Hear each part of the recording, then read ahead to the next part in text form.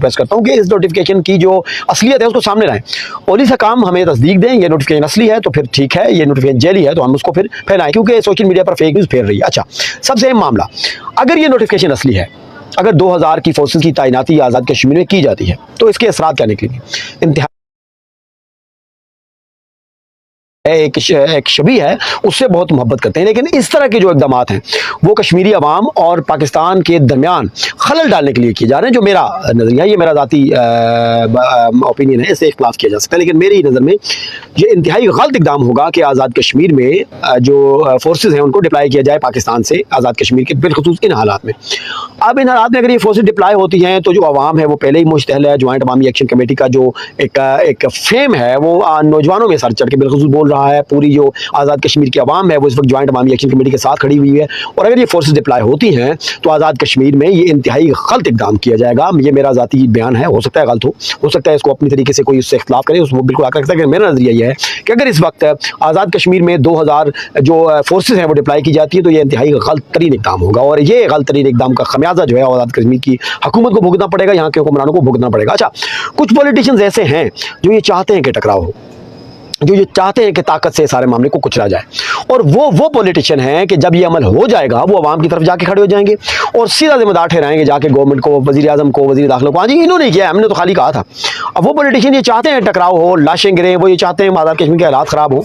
ऐसे ज़मन में अगर ये फोर्सेज डिप्लाई की जाती हैं आज़ाद कश्मीर में तो ये इंतहाई ख़तरनाक तरीन अमल होगा, नहीं होनी चाहिए। अच्छा, जमायत अवामी एक्शन कमेटी इस सारे मामले में क्या कहती है? जमायत अवामी एक्शन कमेटी इस हवाले से पहले ही अपना लाया अमल दे चुके हैं। उन्होंने ये कहा है कि ये पुरअमन एहतजाज है, अगर इस एहतजाज को रोकने के लिए या शबुताज करने के लिए किसी भी किस्म का ऐसा हरबा इस्तेमाल किया गया जिसमें बज़ोर ताकत इसको रोका गया तो वो भरपूर जवाब देंगे। अगर वो भरपूर जवाब देते हैं तो फिर आज़ाद कश्मीर में हालात वही मई वाले होंगे, वही सारे मामलात होंगे। लेकिन बहरहाल आज का जो इस विलाग में मैं आपको कंक्लूड करना चाहता हूँ वो ये है कि ये इंतहाई ख़तरनाक रविश है कि बारूद के ढेर पर माचिस की तीली की चिंगारी फेंकी जाए कि आग भड़क उठे।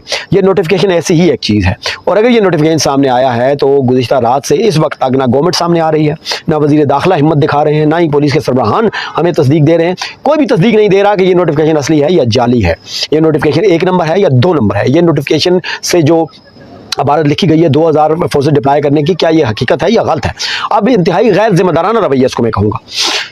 एक पुलिस के जो सरबराह है उससे वज़ीर दाखिला है, उसे हुकूमती कोई सरबराह है, उसे कितना टाइम लगता है? आप बता देंगे यार ये जो नोटिफिकेशन है वाकई असली है। अब सोशल मीडिया पे एक चीज़ आ गई है, अगर वो फेक न्यूज़ है आप उसको फैलाने से रोकें। आप अपनी प्रेस कॉन्फ्रेंस में कहते हैं नहीं जी फेक न्यूज़ साफ़ियों को नहीं फैलानी चाहिए, नहीं जी साफ़ियों को जिम्मेदारी का सबूत देना चाहिए, नहीं जी साफ़ियों को ब्ला ब्ला ब्ला ब्ला ब्ला ब्ला करना चाहिए। जम्मू और कश्मीर जब एक अखबार है उसने फोर्सेज की कोई बनाने की खबर जो है वो गैर मुसद्दका छाप दी तो आपने उस पर FIR कर दी, गवर्नमेंट ने, वज़ीर आज़म ने FIR कर दी, वज़ीर दाखिला ने FIR कर दी।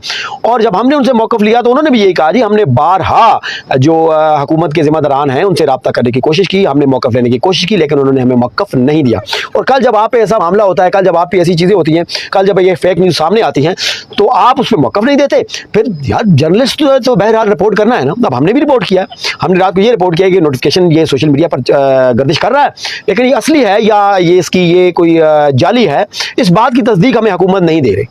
अब अगर हुकूमत इस बात को देती है, तस्दीक देती है कि ये जो मामला है वो सही है, तो फिर एक अलग मामला आ जाएगा, फिर उसमें बहस होगी कि ये मामला क्यों किया गया। लेकिन अगर ये जाली है तो हुकूमत को इसकी तस्दीक देनी चाहिए। अच्छा, हुकूमत क्या कर रही है?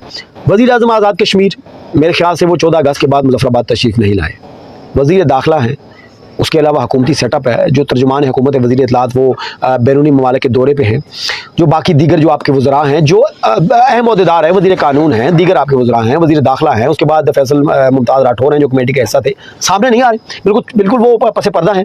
आज़ाद कश्मीर के खिलाफ हालात दिन ब दिन ख़राबी की तरफ जा रहे हैं, लेकिन मजाल है कि वज़ीर आज़म आज़ाद कश्मीर मुज़फ़्फ़राबाद तशरीफ़ लाएँ, आवाम को एतमाद मिलें, कोई प्रेस कॉन्फ्रेंस करें, आवाम को समझें कि जनाब ये जो मामला हो रहा है ये किस तरफ जा रहा है, और वज़ीर आज़म वही पुराना तर्ज़ अमल।